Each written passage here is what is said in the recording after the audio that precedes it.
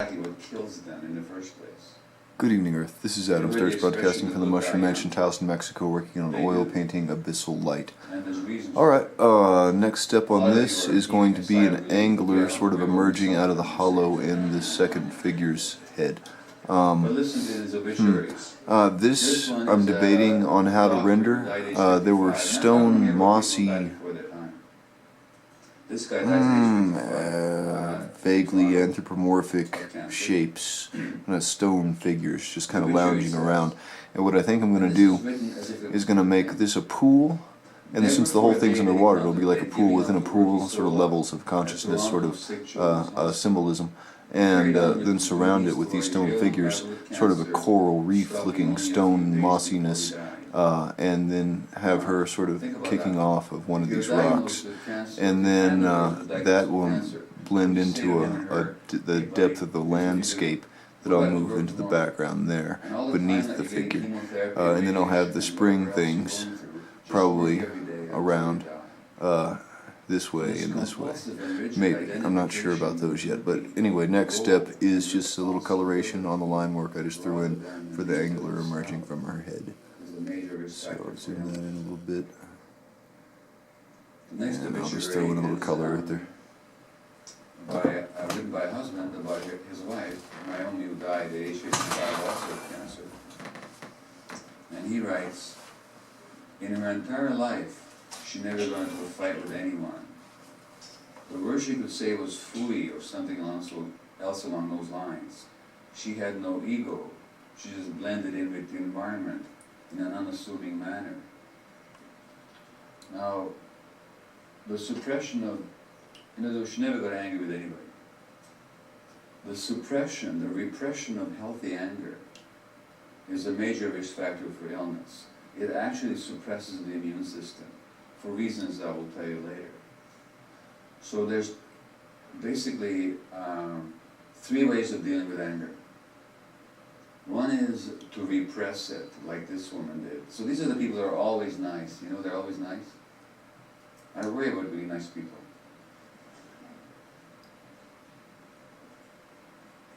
The other way is to give into it and to act it out, to go into rages. That's also unhealthy.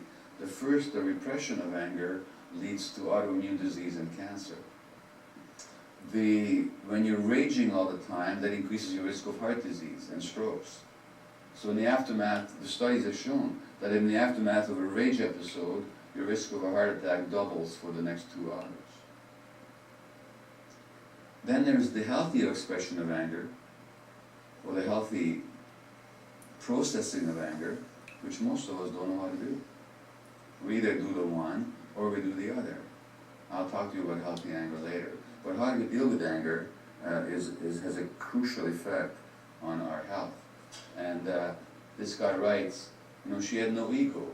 She just blended in with the environment in an unassuming manner. This is supposed to be a good thing. Now, my wife's name is Ray, and she's an artist, and it's one of her paintings that provided the detail here on the cover and the color scheme for the cover for this book. And sometimes I say to Ray, you know, we've been married 42 years, I go, why can't you blend in with the environment in an unassuming manner? But Ray has done her psychological work, and she's read my book, and she's also seen the studies. You know, there was a study just 4 or 5 years ago presented at a major medical conference. They looked at 1,700 women over a 10-year period.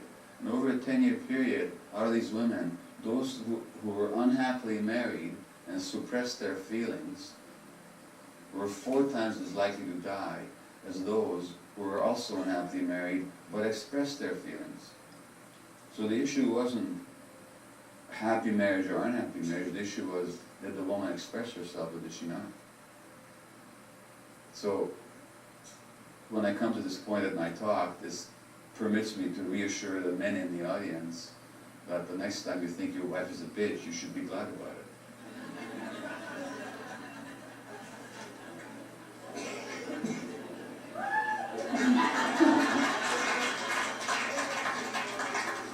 Now, I'll read you one more of these. I'll read you a couple more of these obituaries. This is a mother in Calgary who died in her early 50s, again, cancer. Just look at this. A master at multitasking, she juggled several hockey practices, school board, orchestra, and other extracurricular activities. June 2005 brought terrible news to this mother of three by now president of the Parents' Council at Western Canada College. Emergency surgery revealed metastatic cancer. She refused the cloak of illness. She did not give up on any of her roles. You know, she had all these roles, and they were more important than who she was. She even continued her 5 a.m. bicycle trips around the nearby reservoir. Now imagine that when you're getting chemotherapy. She enrolled in a life coaching course, and upon graduation from the Adler School, she initiated Living Out Loud, a group for women with cancer. And that's very typical of people who get chronic disease. And finally, another physician who dies of cancer,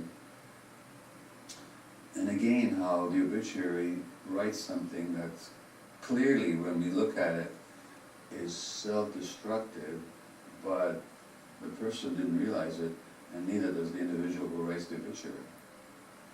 Sidney and his mother had an incredibly special relationship, a bond that was apparent in all aspects of their lives until her death. As a married man with young children, Sidney made a point to have dinner with his parents every day, as his wife Rosalind and their 4 kids waited for him at home. Sidney would walk in, greeted by yet another dinner to eat and to enjoy. Never wanting to disappoint either woman in his life, Sidney kept eating 2 dinners a day for years, until gradual weight gain began to raise suspicions. Okay. So that this poor man suffered under the belief that, number one, he was responsible for how everybody else felt, and number 2, he must never disappoint anybody. So he actually couldn't say to his mother, you know, Mom, I got amazing news. I got 4 kids. And I'm gonna have dinner with them most of the time. Nor could he say to his wife, you know, Rosalind, I'm very close with my mom, she needs my support, so once or twice a week I'm gonna have dinner with her. He just tried to please everybody all the time. And this need to please everybody all the time, it'll kill you. And for reasons I will tell you. And these reasons are not psychological. They're physiological. They have to do with the body, the immune system, and everything else. You can't separate the mind from the body. And the problem with my profession, the medical profession, is that we make 2 separations that are actually, in life, impossible to make. One is that we separate the mind from the body. We think that people's emotional lives are somewhat separate from their physiology. Completely false assumption, unscientific, refuted by all the research, and yet if you go to a doctor, I mean, I know some of you here have had autoimmune illnesses, for example. So ask yourself, when you've been to the physician with your rheumatoid arthritis, your joint being inflamed, or some other rheumatic condition, did anybody ever ask you about your childhood? Anybody ever ask you about your stresses in your life? Anybody ever ask you about your marriage? About how you relate to your work? About how you look after yourself or how you don't? Likely not. Likely what they did is they said, you got this illness, we don't know why you got it, and here are the pills. So they'll give you a medication to suppress the inflammation, or they'll give you a medication because autoimmune disease, the immune system attacks the body itself, so we give you a medication to suppress the immune system itself. Or we'll give you cortisol or some kind of other steroid. Well, that's all we do. We don't talk about the life factors that may have contributed to the onset of the illness. And I can guarantee you that any of you here who've had chronic illness of any kind, you're going to recognize yourself in this talk. Completely and 100%. And you're going to wonder, why didn't anybody say this to me before? Because in the West, when I say the West, I mean the dominant Western culture, unlike Aboriginal cultures, unlike the traditional medicines of China or India or native traditions around the world, we separate the mind from the body. So we treat only the body, unless you have mental illness, in which case we still separate the mind from the body. And the other thing to separate is the individual from the environment.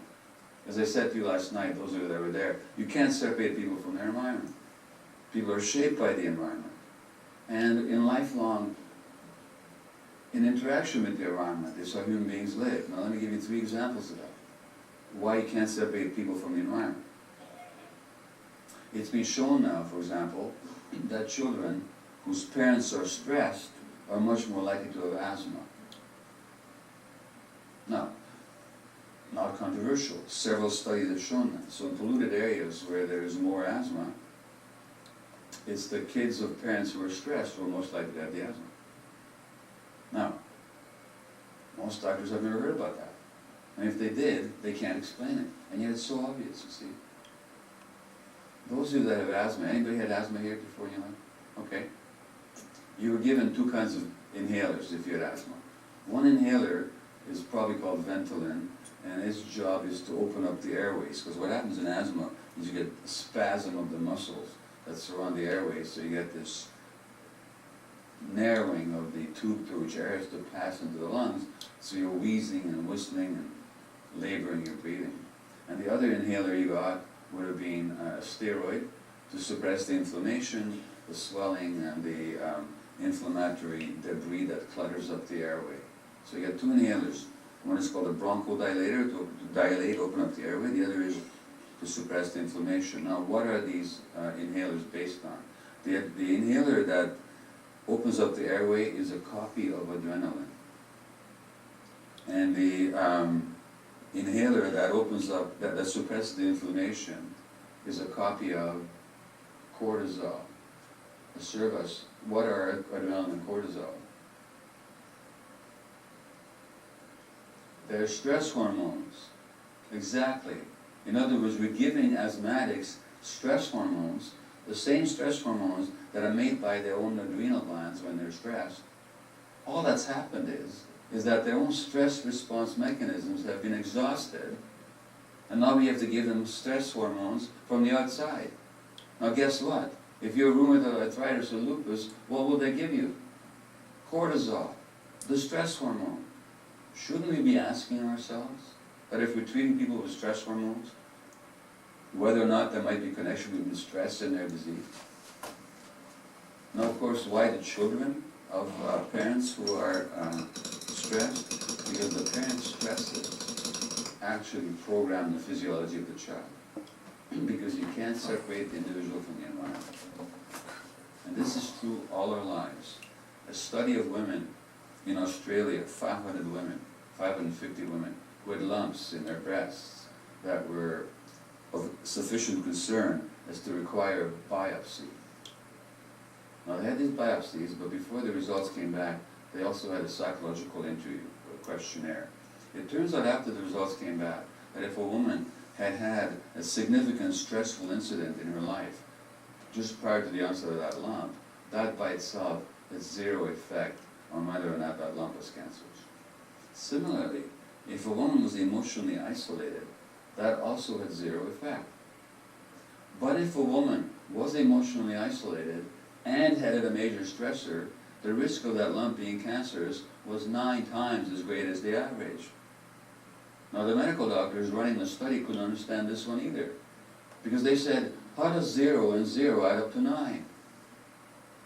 You see? Because we don't understand the connection between individuals and the environment. Now here's the deal. If I were to act inappropriately towards you right now, if I were to stress you right now, physically or emotionally, you'd have 3 healthy options. But, well, now let's see, I won't go to that right now. If I were to stress you right now, what would happen is that that stress wouldn't just be in your head, it would be in your whole body. You know, your heart rate would go up, your nervous system would be firing off all kinds of impulses, your adrenal glands would be pouring adrenaline and cortisol so that you could escape or fight back. These are the flight or fight hormones. And so your body will be in a different state physiologically in a split second in order to help you fight to escape. That's good. So in the short term, the stress hormones help you fight or to escape. But what do they do in the long term? In the long term, the stress hormones deplete your body, suppress your immune system, give you heart disease, high blood pressure, give you ulcers, thin your bones. Okay? Now, what would happen if you were stressed, something happened that was stressful to you, and you're sitting there all upset about it, and your body's in a state of imbalance and upset, but somebody that you trust came along and said, hey friend, I see that you're not feeling well, I see that you're upset, puts a hand on your shoulder and says, hey, do you want to talk about it? What would happen to your body right away? Yes, it would relax. You'd take a deep breath. Your brain would get oxygen. You'd start thinking more clearly. Your heart rate would slow down. Your blood pressure would diminish. The stress hormones abate in your system. And you'd go back into a healthy balance. All because somebody said, hey buddy, do you want to talk about it? Those women that had been stressed but were emotionally alone, the stress hormone acted on their system for months. That's why they were more likely to get cancer. It's really straightforward. In other words, again, the physiology of one individual can't be separated from the psychological and social environment.